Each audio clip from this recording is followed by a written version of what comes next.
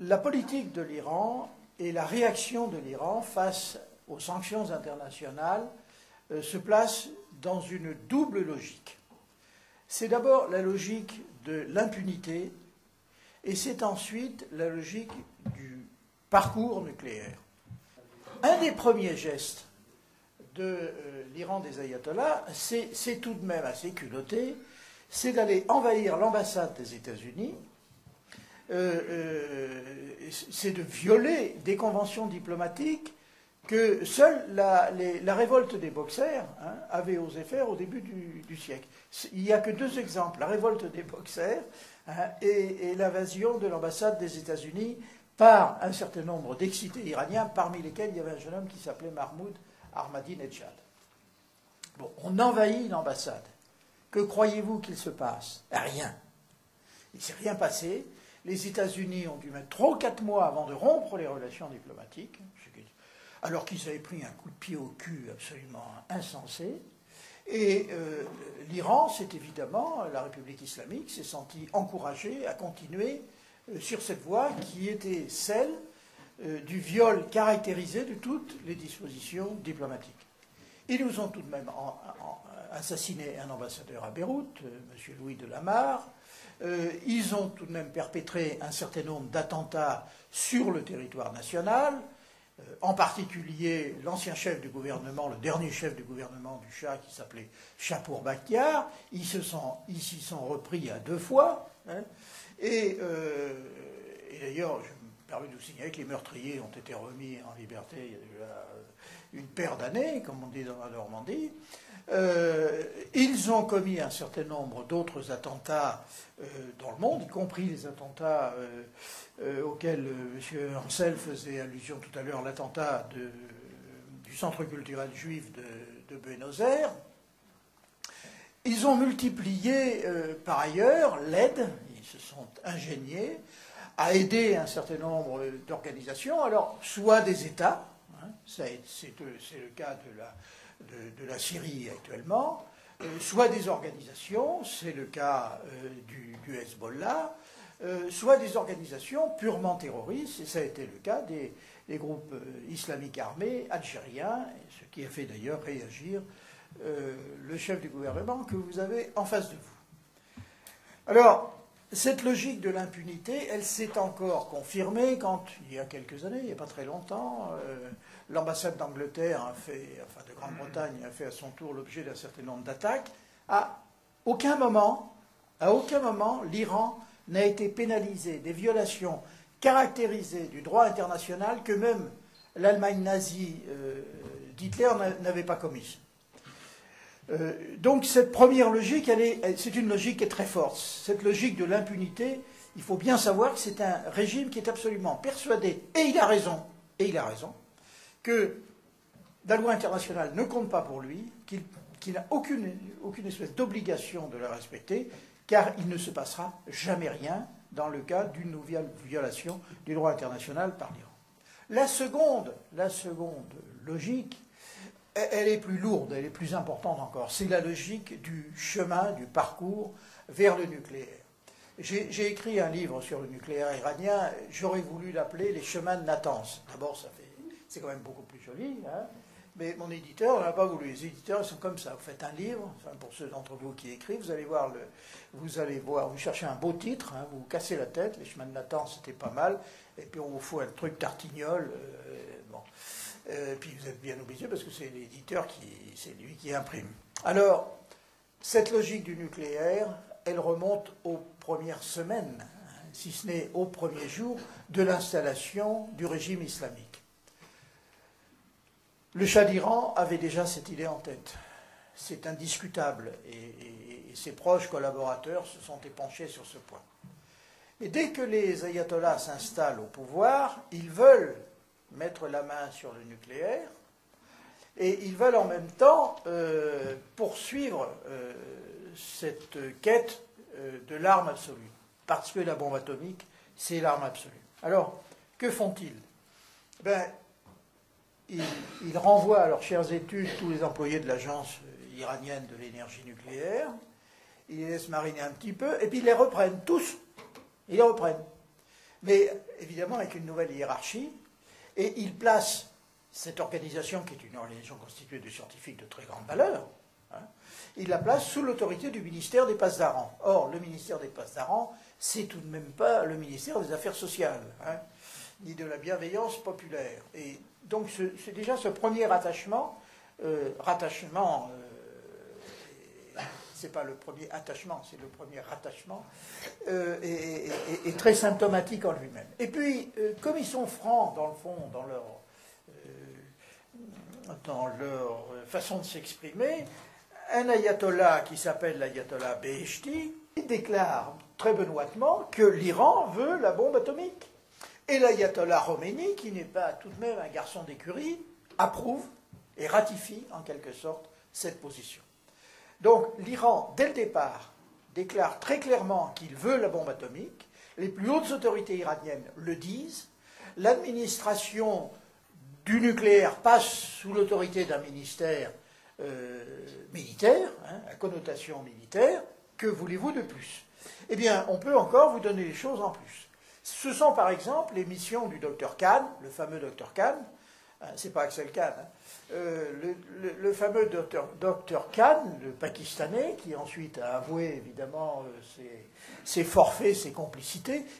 Il vient de nombreuses reprises en Iran. Pourquoi voulez-vous qu'il vienne en Iran? Bien évidemment, pour donner la main pour la construction de la bombe atomique. Et puis, il y a un autre élément, c'est le problème des fusées, parce que ça ne sert à rien d'avoir une bombe atomique chez vous, dans votre cave, si vous n'avez pas un engin pour la transporter. La moitié du nucléaire, c'est le vecteur. Et le vecteur, c'est évidemment un engin balistique. Or, l'Iran se lance très vite, tout de suite, dans la construction d'engins balistiques, ce que le Shah, lui, n'avait pas fait. Hein. Et il construit par conséquent des engins balistiques avec la collaboration de pays aussi hautement démocratiques que la Chine populaire et surtout la Corée du Nord, bien connue évidemment pour son régime hautement libéral. Eh bien, voilà une preuve supplémentaire, s'il en fallait, mais il y en a eu d'autres. Et l'une de ces preuves, qui est quand même très intéressante, c'est l'existence de tunnels. Et ça, c'est le Conseil national de la résistance, les résistants iraniens. Il y a quelques-uns que je rencontre par hasard dans les rues de Paris ou d'Auvers-sur-Oise qui sont ici. C'est eux qui révèlent l'existence de ces souterrains. Alors, je vous signale que c'est quand même le seul pays au monde qui fasse évoluer son industrie nucléaire dans des souterrains. Et le président de l'institution des tunnels, il s'appelle Mahmoud Ahmadinejad. Donc, la boucle est bouclée. À partir du moment où vous commencez à cacher vos activités de recherche et de construction, c'est évidemment qu'il ne faut pas les montrer à tout le monde. Et s'il n'y avait... Moi, je frémis, parce que s'il n'y avait pas eu une organisation capable, un service de renseignement, si vous voulez, capable de... Et moi, je suis très admiratif, parce que j'étais quand même un petit peu professionnel de la question. S'il n'y avait pas eu un service de renseignement aussi performant que l'est la résistance iranienne, nous n'en aurions jamais rien su. Car les fameux inspecteurs de l'Agence internationale de l'énergie atomique, basée à Vienne, qui ont fait, paraît-il, j'ai entendu des réflexions l'autre jour sur une chaîne de radio ou de télévision, qui ont fait, paraît-il, plus d'un millier de visites en Iran, n'ont jamais rien trouvé. Rien. Bon. C'est pas qu'il n'y avait rien à trouver, c'est que les malheureux, je pense qu'on les emmène dans des endroits où il n'y a rien à voir. Par contre, on les empêche, ou ils n'ont aucun élément d'ailleurs pour y aller, ils sont incapables d'aller là où il y a quelque chose à trouver. Et donc, indiscutablement, les inspections de la IAEA, si vous voulez mon avis, ne gênent en rien, et ne vont pas gêner beaucoup dans l'avenir, les Iraniens quand ils vont décider de reprendre, si tant est qu'ils ralentissent ou qu'ils interrompent leurs activités dans le domaine. Alors on en arrive maintenant à ce fameux embargo. L'embargo, les sanctions économiques, si vous préférez, qui pèsent sur l'Iran, ont pendant longtemps été des sanctions très, très molles. Et pendant très longtemps, les pays occidentaux et les pays européens sont les plus coupables à cet égard. et singulièrement ceux qui ont inventé le dialogue critique. À défaut d'autre chose, on a quand même le sens des formules. On n'est peut-être pas très bon pour ça, mais le sens du mot, c'est assez extraordinaire dans la culture européenne, singulièrement la culture française. Le dialogue critique, il fallait trouver ça. Eh bien, le dialogue critique, le triumvirat, je cite par ordre alphabétique, l'Allemagne, la France et la Grande-Bretagne, tout ceci n'aboutit à rien. Parce que lorsqu'on discute, lorsque ces gens discutent avec le partenaire iranien, on pratique la politique, moi ce que j'appelle personnellement la politique du premier pas. C'est-à-dire qu'on dit, voilà, je vais vous faire une concession, puis après vous allez m'en faire une autre. C'est pas du tout comme ça qu'il faut faire. C'est exactement l'inverse. Alors on fait la concession et eux n'en font pas. Et d'autant plus, comme ils trichent, en plus, bon, eh bien, évidemment, vous faites des concessions à un type qui triche, hein, c'est comme si vous faites un match du tournoi des 6 nations avec un mauvais arbitre et qu'en plus les types trichent, ben, on a du mal à gagner. Bon. Là, il est indiscutable qu'on n'arrive à rien et que cette politique du premier pas se retourne contre nous. Et cette politique du premier pas, ben, elle convient bien à nos diplomates parce que, par définition, les diplomates sont les hommes du compromis, ils n'aiment pas trop les guerres, hein, qui les privent en quelque sorte de la substance de leur métier, et ils sont toujours prêts à dire, mais écoutez, ces braves gens, vous savez, ils sont polis, ils ne se mouchent pas à table, ils ne s'essuient pas avec la nappe, donc ce sont des gens tout à fait convenables. Non, c'est pas comme ça qu'on fait. Quand on veut discuter, il faut discuter en position de force, et il faut exiger que ce soit l'autre qui fasse le premier pas, surtout quand on est sûr de son bon droit.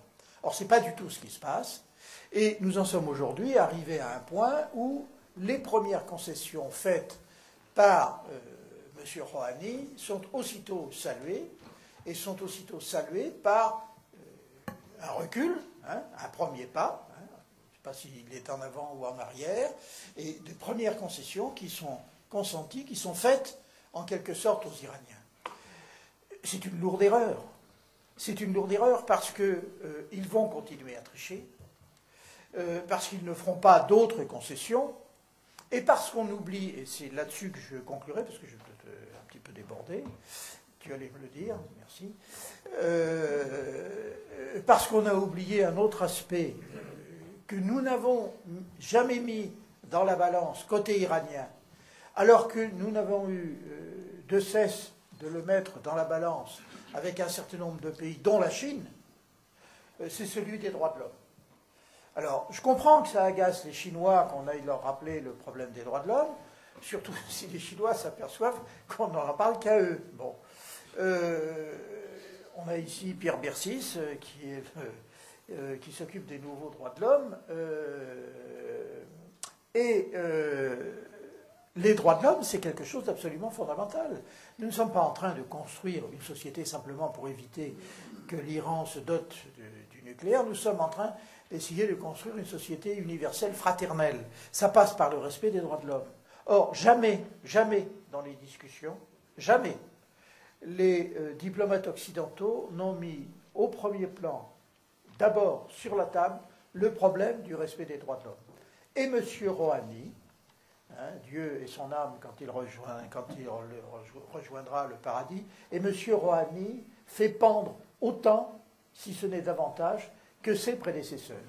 Alors, moi, j'ai du mal à comprendre en quoi on est modéré et en quoi on est un faucon quand on envoie autant de gens à la potence. Donc, voilà, la problématique de l'embargo, elle est extrêmement claire. Pour une fois que nous avons montré de la fermeté et que nous avons obtenu des résultats qui se sont concrétisés sur le terrain, ce n'est pas le moment de relâcher la pression. Quand vous êtes en train de serrer quelqu'un au kiki, hein, il ne faut pas relâcher tout de suite, il ne faut pas qu'il reprenne une grande goulée d'air, parce qu'il vous met un coup de poing là où je pense, et puis il reprend ses activités. Il faut que nous soyons très fermes, très clairs. Hein. L'Iran doit effectivement renoncer au nucléaire, mais l'Iran doit d'abord nous donner des gages. Et les premiers gages que l'Iran doit nous donner, c'est évidemment sur la question des droits de l'homme. Je vous remercie de votre attention. Merci.